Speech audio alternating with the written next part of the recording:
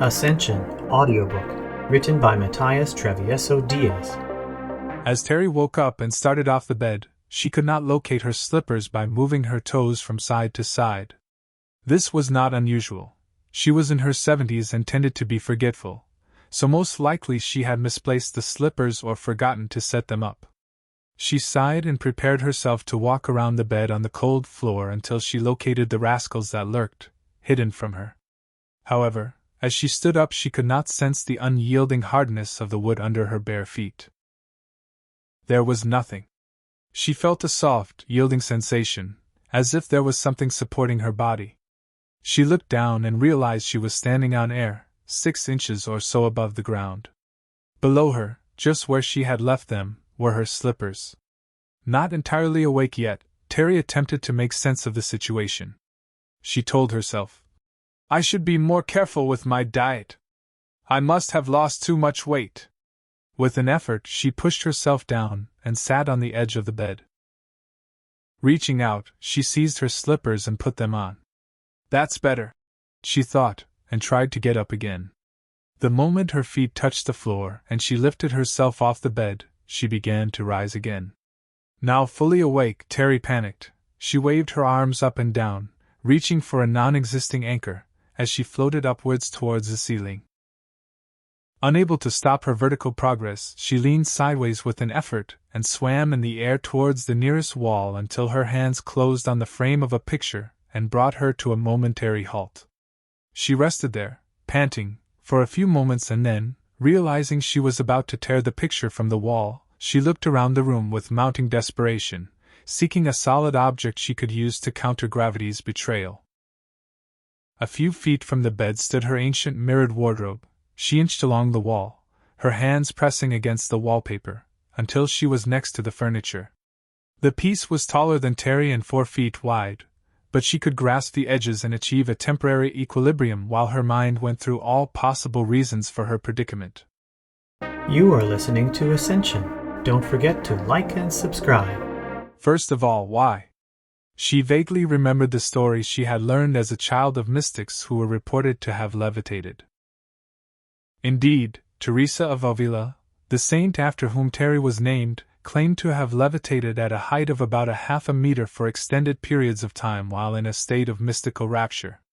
But Terry was no saint and had never engaged in religious meditation. All the experiences had been unequivocally mundane.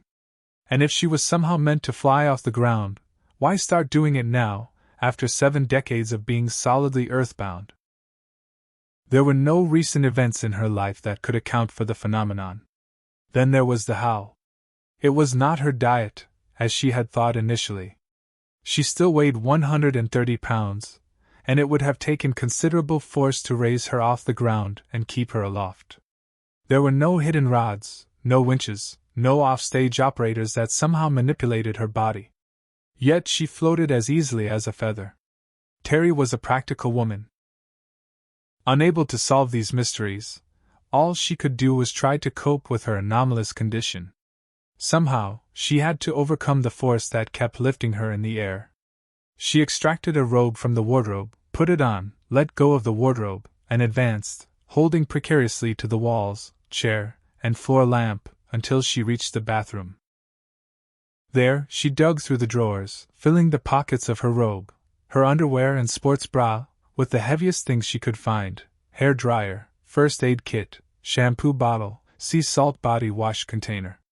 They did not increase the weight of her body all that much, but were enough to let her drop to the ground and advance laboriously towards the living room and kitchen of her 1-bedroom cottage. In one of the living room closets she found the cane she had been forced to carry years earlier to get around after her knee replacement. She seized the cane and practiced stabbing the floor with it to increase her stability. The cane helped her go through the front door and to the porch. She realized that she needed to get help quickly, but from whom? Her children had long moved away, her husband was also gone, she did not get along with her neighbors. Rather than seeking help from strangers, Terry felt an urge to advance to the edge of the porch and, assisted by the cane, went down to look at her pride and joy, the garden she kept in front of the house.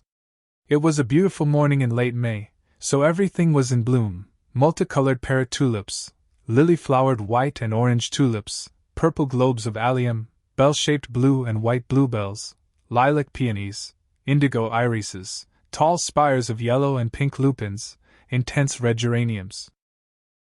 Terry bent over to inhale the faint aroma of the blooms and, as she straightened up, the warmth of the early morning sun caressed her face.